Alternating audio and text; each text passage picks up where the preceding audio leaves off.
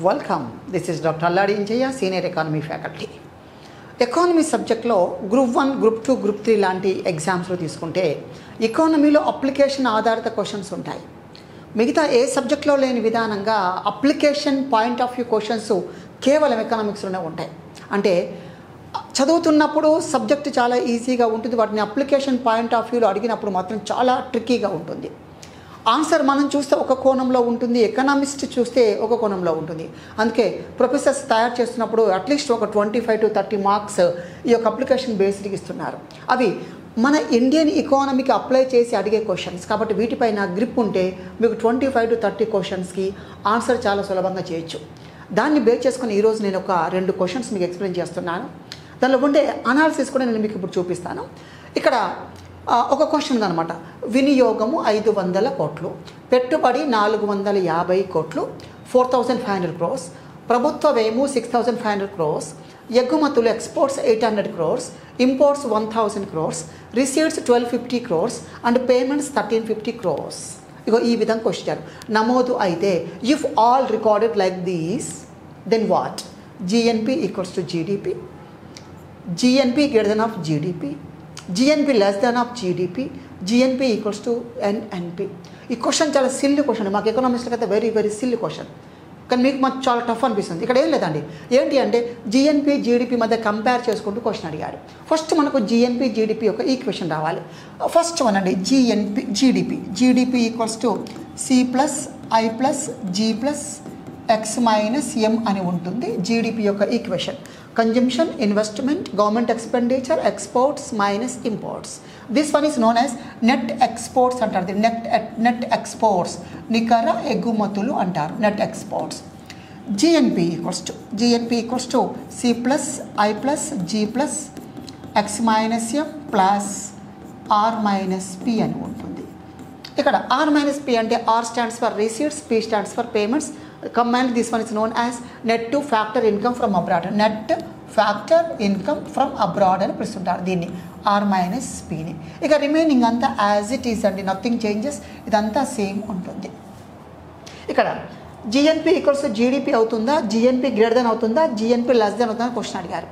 అప్పుడు మనం ఇవన్నీ పక్కన పెట్టి ఈ మధ్య ఉండే తేడా గమనించండి. తేడా డిఫరెన్స్ తీసుకుంటే ఆర్పి, ఆర్ మైనస్ పి లేదా ఎన్ఎఫ్ ఐఏ ఒకటే ఉంది కొత్తది, మిగతా అంతా సేమ్. కాబట్టి ఇది మొత్తం మీరు తీసివేసి ఒక రిసీట్స్ రాబడులు 1250 crores, R receipts 1250 crores, payments 1350 crores, payments 1350 crores, R minus P అంటే ఎలా ఉంది? 1250 మైనస్ 1350 కాస్ట్ మైనస్ 100 అవుతుంది. మైనస్ 100 అంటే నెగటివ్ రికార్డ్ అయింది, నెగటివ్ రికార్డ్ అయిపోయింది. ఇలా నెగటివ్ రికార్డ్ అయినప్పుడు ఏం చెప్తామంటే GNP less than of GDP అంటారు. సమ్ టైమ్స్ ఎలా ఉంటుంది అంటే 1250 మైనస్ 1250 ఉంటుంది, అంటే ఈక్వల్స్ 0 వస్తుంది, 0. అప్పుడు జిఎన్పి ఈక్వల్స్ టు జీడిపి అవుతుంది.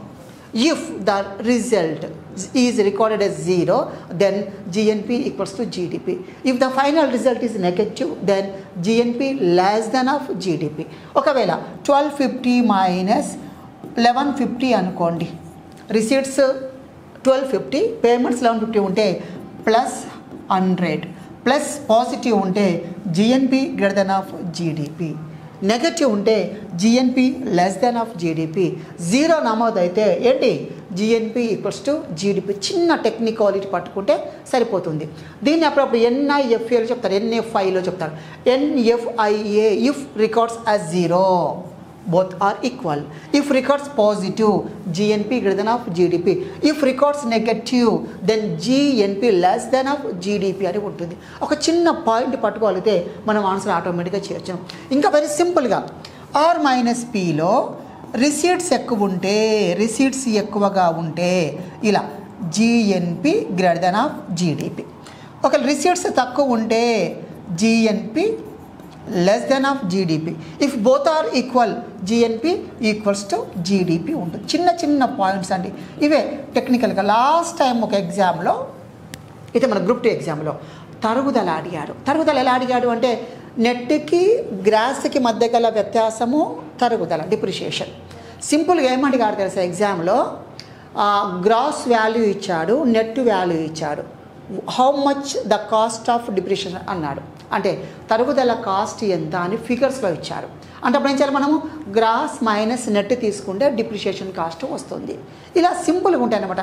ఇలాంటి సమ్ వెరీ ఈజీగా చేయొచ్చు, కానీ ఈ టెక్నికాలిటీ తెలియాలి. దీన్ని రివర్స్ చెప్పండి. సపోజ్ ఫర్ ఎగ్జాంపుల్గా పి పేమెంట్స్, రిసీట్స్ ఎక్కువ ఉంటే పేమెంట్స్ తక్కువ అని మీనింగ్ కదా. పేమెంట్స్ తక్కువగా ఉంటే జిఎన్పి గ్రేటర్ దాన్. నెక్స్ట్ దీనికి రివర్స్, పేమెంట్స్ ఎక్కువగా ఉంటే GNP less than. Payments receipts ఈక్వల్గా ఉంటే GNP equals to GDP. These are techniques అనమాట. ఇగో ఈ విధంగా మనం తీసుకుంటే సరిపోతుంది.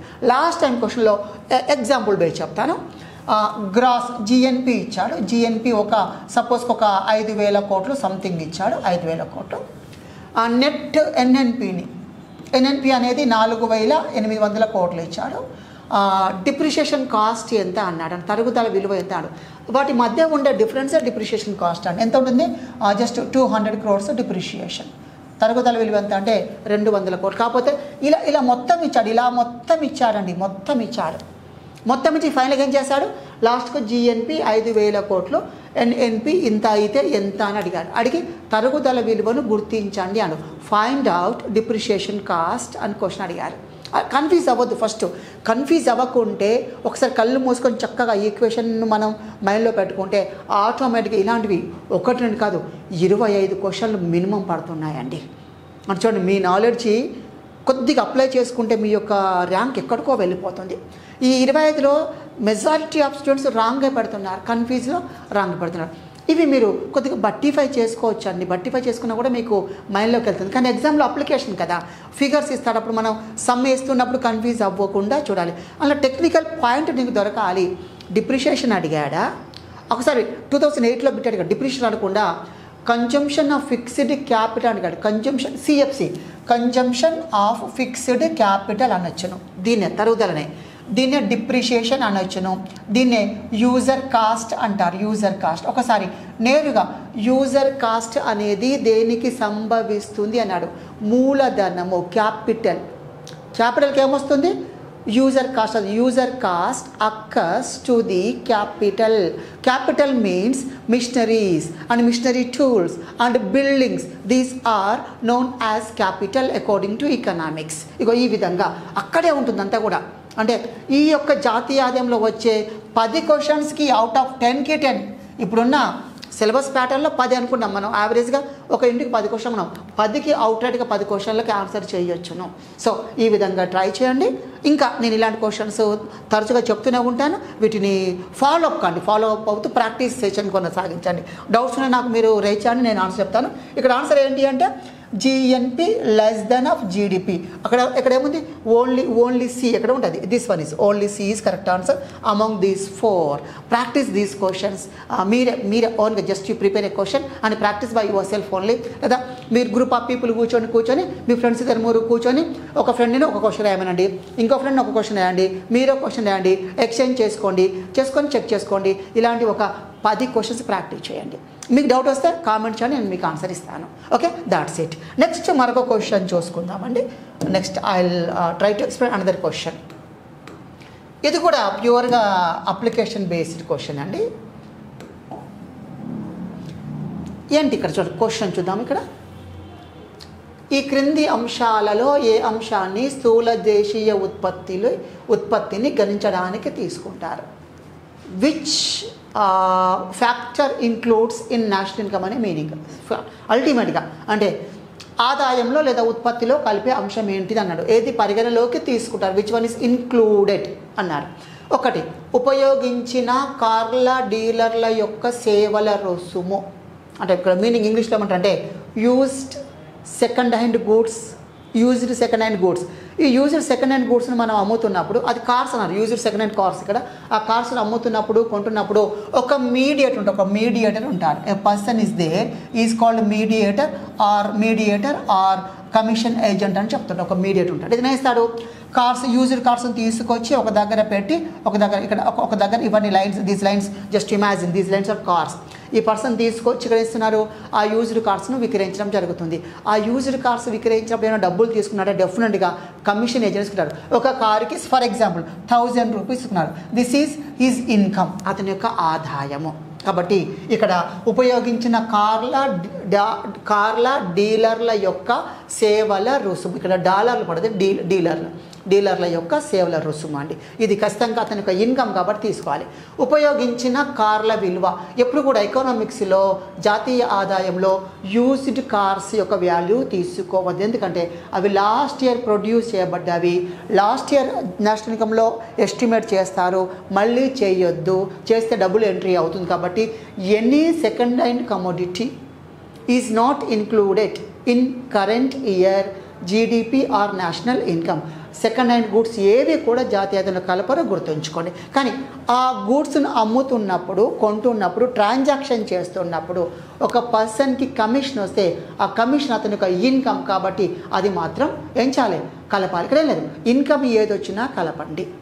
నెక్స్ట్, ప్రభుత్వం ప్రజలకు విక్రయించిన బాండ్ల ధర. ఇది చాలామంది కొత్త పదం ఉంటుంది, ఇది కూడా కలపరు. ఏంటంటే బాండ్, నేను ఒక ఎల్ఐసి నుంచి 1 లక్ష రూపాయల బాండ్ నేను తీసుకున్నాను. ఏం చేయడం, ప్రభుత్వానికి 1 లక్ష రూపాయలు ఇచ్చాను, జస్ట్ ఒక పేపర్ ఎక్స్చేంజ్ అయింది. ఆ బాండ్ నా దగ్గర ఉంటే అది నా వర్తే కదా, నా ఇన్కమే కదా, కాబట్టి ఇక్కడ మనీ ఎక్స్చేంజ్ అయింది కాబట్టి దాన్ని పరిగణలోకి తీసుకోవచ్చు. దీన్ని కూడా బదిలీ చెల్లింపులో భాగంగా చెప్తుంటారు. ఇది జస్ట్ మనీ పేపర్ ఎక్స్చేంజ్ అయిందండి. కరెన్సీ పేపర్స్ అటెళ్ళాయి, ప్రభుత్వం యొక్క బాండ్ పేపర్ నాకు వచ్చింది, అక్కడ ఏమీ మార్పు జరగలేదు కాబట్టి అది కూడా లెక్కలోకి తీసుకోవద్దు. ఇన్కమ్ పుడితే, income generate, if any income is generated by anything that is measured, that is estimated in national income అని గుర్తుంచుకోండి. ఒక గృహిణి ఇంటి వద్ద నిర్వహించిన కుట్టి మిషన్కు లభించే సొమ్ము తెలుసు అందరికీ. స్టిచ్చింగ్, మన ఇండియన్ ఎకానమీలో, మన ఇండియాలో చాలామంది ఫ్యామిలీస్ ఏం చేస్తారండి, హౌస్ వైఫ్స్ ఇంట్లో కూర్చొని సరదాగా స్టిచ్చింగ్ చేస్తూ ఉంటారు. ఈ స్టిచ్చింగ్ చేస్తున్నప్పుడు వారికి ఏదో సొమ్ము వచ్చిందట, ఆదాయము, సొమ్ము, ఇన్కమ్ వచ్చిందట. ఇలా ఇన్కమ్ వస్తే దాన్ని కలపాలంటే ఖచ్చితంగా కలపాలి. ఇన్కమ్, ఇక్కడ సొమ్ము అంటేనే ఇన్కమ్, మనీ జనరేట్ అయింది, ఆదాయం వచ్చింది కాబట్టి దీన్ని జాతీయ ఆదాయంలో కలపాలి, ఇది కలపాలి. కానీ కండిషన్స్ అప్లై. ఇదే గృహిణి తన ఇంటి వద్ద తన పిల్లలకు డ్రెస్ కుట్టి ఇచ్చింది, తన పిల్లలకు డ్రెస్ స్టిచ్ చేసి ఇచ్చింది, అది జాతీయ ఆదాయంలో కలపరు. ఎందుకంటే అక్కడ ఎలాంటి మనీ జనరేట్ కాలేదు. మనీ జనరేట్ అయితే కలపాలి, జనరేట్ కాకపోతే కలపదు. ఒక హౌస్ వైఫ్ ఉంది, వాళ్ళకు ఒక పాప ఉంది, వాళ్ళ పాపకు ఒక ఫ్రాక్ స్టిచ్ చేసి ఇచ్చింది. అదే ఫ్రాక్ షాప్లోకి వెళ్ళి స్టిచ్ చేసి ఇస్తే 1000 రూపీస్ అండి. అలా కాక వాళ్ళ మమ్మీ కుట్టిస్తే దానికి ఎలాంటి డబ్బులు పేచారు కాబట్టి మనీ ట్రాన్సాక్షన్ జరగలేదు కాబట్టి అక్కడ అది జాతీయ ఆదాయంలో లెక్కించబడదు. ఒకవేళ మనీ తీసుకుంటే మాత్రం లెక్కించబడదు. ఎప్పుడు మనీ తీసుకుంటారు, పక్క ఫ్లాట్ వాళ్ళు, పక్క అపార్ట్మెంట్ వాళ్ళు స్టిచ్చింగ్ చేసుకొని 1000 రూపీస్ ఇస్తే అప్పుడు లెక్కలోకి వస్తుంది. మరొక ఎగ్జాంపుల్, ఒక మదర్ వాళ్ళ చైల్డ్కి లేదా చిల్డ్రన్కి ట్యూషన్ చెప్తుంది. ఆ ట్యూషన్ అక్కడ ఎలాంటి మనీ ట్రాన్సాక్షన్ జరగదు కాబట్టి అది జాతీయ ఆదాయంలో ఇన్క్లూడ్ కాదు. ఆ పిల్లలతో పాటుగా వాళ్ళ మదర్ వాళ్ళ పిల్లలతో పాటుగా పక్క అపార్ట్మెంట్ పిల్లలకు ట్యూషన్ చెప్తుంది. అప్పుడు ఆ ట్యూషన్ చెప్తున్నప్పుడు ఆ పక్కింటి వాళ్ళు ఏం చేస్తారు, డబ్బులు ఇస్తారు, మంత్లీ ఎంతో కొంత అమౌంట్ 1000 రూపీస్ 2000 రూపీస్ ఇచ్చేస్తారు. కాబట్టి ఆ అమౌంట్ జనరేట్ అయిన అమౌంట్ను యాడ్ చేస్తాము. ఇక ఈ విధంగా మనీ జనరేట్ అయితే, మనీ అర్న్ చేయబడితే కలుపుతారు. ఫ్రీగా వస్తే మనీ కలపరు. అదేవిధంగా ఫ్రీ ట్రాన్సాక్షన్ జరిగితే కలపరు, అది గుర్తుంచుకోండి. ఓకేనా. ఈ విధంగా చాలా ఉంటాయి మనం చూస్తుంటే ప్రాక్టికల్. ఇవన్నీ అదే, అందుకే అప్లికేషన్ అంటే ప్రాక్టికాలిటీ అనేది అక్కడ ఉంటుంది. అక్కడ ఉన్న సెంటెన్స్లో అంశాన్ని బట్టి చూడాలి. చూడండి, ఇక్కడ ఒక గృహిణి ఇంటి వద్ద నిర్వహించిన కుట్టి మిషన్లో భాగంగా తమ పిల్లలకు డ్రెస్సులు కుట్టించి అందించింది, అది కలపొద్దు. లాస్ట్, పదవీ విరమణ చేసిన వృద్ధులకు చెల్లించే వృత్తి. ఎప్పుడు కూడా ఈ రిటైర్డ్ పీపుల్కి చెల్లించే ఈ పెన్షన్స్ అలాంటివి కూడా జాతీయ ఆదాయంలో కలపరు, గుర్తుంచుకోండి. ఏదైనా పెన్షన్స్ కావచ్చును, స్కాలర్షిప్స్ కావచ్చును, అన్ఎంప్లాయ్మెంట్ అలవెన్సెస్ కావచ్చును, ఫ్రీ ట్రాన్సాక్షన్స్ కావచ్చును, person to person free transaction కావచ్చును, ఆ transaction from government to public, ప్రభుత్వం నుంచి ప్రజలకు ఉచితంగా వచ్చేవి ఏవైనా కూడా జాతీయ ఆదాయంలో కలపరు. ఎందుకంటే అక్కడ బేసిక్ పాయింట్ ఏంటంటే ప్రభుత్వం నుంచి ప్రజలకు వచ్చినప్పుడు ప్రభుత్వం లెక్కిస్తుంది. ఇక్కడ ఇది మేము ఇంత ఖర్చు పెట్టమని లెక్కిస్తుంది కాబట్టి మళ్ళీ అది ఆ పర్సన్ లెక్కిస్తే డబుల్ ఎంట్రీ అవుతుంది. అలాంటివి డబుల్ ఎంట్రీ కాకుండా చూస్తారు. కాబట్టి ఇలా 2 సార్లు లెక్కించారు. ఉచితంగా ట్రాన్సాక్షన్ జరిగిన ఏది కూడా జాతీయ ఆదాయంలో లెక్కించరు. అదే పని చేసి డబ్బులు వస్తే మాత్రం ఖచ్చితంగా లెక్కిస్తారు. ఇక్కడ 2-3 పాయింట్స్ ఉన్నాయన్నమాట. ఒకటి ఏంటంటే పని చేయాలి, జాబ్ జాబ్ చేయాలి, మనీ కూడా జనరేట్ అవ్వాలి. ఇన్కమ్ ఆర్ మనీ జనరేట్ అయితే అది జాతీయ ఆదాయంలో కలుపుతారు. ఫస్ట్ క్లూ అండి, this is very very important clue. Second, job చేస్తారు బట్ మనీ జనరేట్ కాదు. ఫ్రీగా ఇందాక చెప్పాను కదా, ఒక మదర్ వాళ్ళ పిల్లలకు ట్యూషన్ చెప్తుంది, స్టిచ్చింగ్ చేసి ఇస్తుంది, చాలా ఇంట్లో అన్నీ. ఇంట్లో ఒక హౌస్ మేడ్ ఉందనుకోండి, హౌస్ మేడ్ ఉంటే 5,000 రూపాయలు మంత్లీ సాలరీ అండి, అది హౌస్ వైఫ్కి ఇస్తామంటే ఇవ్వము. ఇలా గృహిణి సేవలు ఇలాంటివి కూడా లెక్కలోకి రావు. అంటే జాబ్ చేసి మనీ, ఈ క్లూ గుర్తుంచుకోండి, మీకు ఎగ్జామ్లో ఒక బిట్ పడుతుందండి. ఈ క్లూ నేను చెప్పే ఈ క్లూ గుర్తుంచుకోండి. పని చేశారు బట్ మనీ జనరేట్ కాలేదు, అది కూడా జాతీయంలో కలపొద్దు. మూడవది, జాబ్ చెయ్యలేదు, ఏం జాబ్ లేదు, నో వర్క్ బట్ మనీ వచ్చినవి. ఏం చేస్తాం చెప్పండి, ఇప్పుడు ఏం చేస్తాం మీరే చెప్పాలి. జాబ్ చేస్తున్నాడు, మనీ వచ్చింది, ఎస్ కలుపుతాము. జాబ్ చేయకుండా డబ్బులు వచ్చిన, జాబ్ చేస్తున్నా డబ్బులు రాలేదు, లెక్కించాము. జాబ్ చేయట్లే, ఏం పని చేయలేదు, without participating in any economic activities, but even though A person is getting some amount, ఆ డబ్బులు వస్తుంది, అది జాతీయం కలపాలి అవ్వద్దు అంటే ఇది కూడా కలపొద్దు. ఎందుకంటే అవే బదిలీ చెల్లింపులు, ట్రాన్స్ఫర్ పేమెంట్స్ అంటాం. ఇవి రెండు కలపొద్దు. గుర్తుంచుకోండి, ఖచ్చితంగా డ్యామ్ షూర్ ఒక బిట్ వస్తుంది, మిస్ కాదు, కానీ అప్లికేషన్లో వస్తుంది, కన్ఫ్యూజ్ అవ్వకండి. ఇలా రెండు జరిగితేనే మనీ లెక్కలోకి చేయండి. ఇది ఇలా జరిగితే మాత్రం అది జాతీయాదంలో లెక్కించకూడదు. ఇది సెకండ్ పాయింట్ అండి. ఇలాంటి క్వశ్చన్స్ ప్రాక్టీస్ చేయండి, డెఫినెట్గా you will be succeed. Next ఇంకొక 2-3 డిఫరెంట్ క్వశ్చన్స్ నేను మీకు ఎక్స్ప్లెయిన్ చేస్తాను, ఒకసారి వాటిని అబ్జర్వ్ చేయండి. ఇక్కడ జాతీయాదంలో ఉండే చిన్న టెక్నికాలిటీస్ అంటే ఇక్కడ ఏదో కాదు, ఇదేదో ప్రపంచం ఏదో కాదు, వెరీ సింపుల్గా ఉంటుంది. ఆ సింపుల్ని మనం క్యాచ్ చేస్తే మనకు ఆటోమేటిక్గా ఒక జాబ్, ఒక క్వశ్చన్, దానికి రైట్ ఆన్సర్ అనేది మనకు రావడం గమనించవచ్చు. ఒక 2-3 పాయింట్స్ ఇక్కడ చెప్తాను. Very simple question. ఒక దేశంలో జరిగిన ఉత్పత్తి, ఒక దేశంలో చేయబడిన ఉత్పత్తి, production produced within a country or within a geographical territory అన్నాము. ఒక దేశంలో చేయబడిన ఉత్పత్తి అన్నారు. ఇదేంటి ఫర్ ఎగ్జాంపుల్ ఇలా భారతదేశం తీసుకుంటే, ఈ భారతదేశ భూభాగంలో, దేశ భూభాగంలో, సరిహద్దులో, భౌగోళిక ప్రాంతంలో, with in the territory, with in the geographical territory, ఈ ప్రాంతంలో జరిగిన ఉత్పత్తి అన్నాడు. నెక్స్ట్, ఒక దేశ పౌరుల ద్వారా చేయబడిన ఉత్పత్తి. ఎవరి ద్వారా? ఒక దేశ పౌరుల ద్వారా. Production produced by a citizen or citizens of a nation. Production produced by citizens of a nation అన్నాడు. ఇది సేమ్ అంటే కాదు. ఇదే అప్లికేషన్ పాయింట్. దేశంలో చేయబడిన ఉత్పత్తిని మనము జీడిపి అంటాము, గ్రాస్ డొమెస్టిక్ ప్రోడక్ట్ అంటాము. అదే దేశ పౌర ద్వారా చేయబడిన ఉత్పత్తిని జిఎన్పి అంటారు. చూడండి ఎంత డిఫరెన్స్ అండి. Gross domestic product means production produced within a territory or a particular region or within the boundaries of the state. If the production produced by the nations of a country, that is known as gross national product. అది తేడా. దేశ పౌరులు అంటే పదం మారుతుంది, దేశంలో అన్నా, దేశ భూభాగం అన్నా, ప్రాంతం అన్నా పదం మారుతుంది. ఇలాంటి application point of view questions ఎంత ఎక్కువ నేర్చుకుంటే సబ్జెక్ట్ పైన అంత కమాండింగ్ వస్తుంది, అంత సులభంగా నీకు జాబ్ వస్తుంది. ఇలా నేను చెప్పాను, కొన్ని 100 ఎగ్జాంపుల్స్ చెప్తాను, 100 ఎగ్జాంపుల్స్. ఇంకొక ఎగ్జాంపుల్, లాస్ట్ టైం మనకి గ్రూప్ 2 ఎగ్జామ్లో అడిగారు.